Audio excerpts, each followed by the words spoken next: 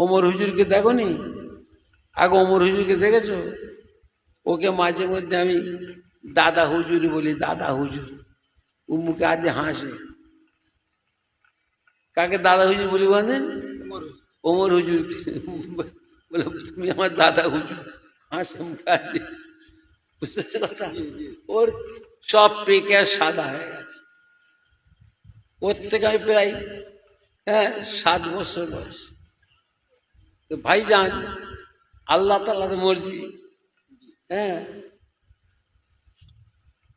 তোমাদের এখানেও তো ওমর এসছে, আসে না? হ্যাঁ এসছে, কোনো ভাই বাদ নেই। তোমাদের ডঙ্গলসা গ্রামে সব ভাই মাসাল্লাহ এসেছে।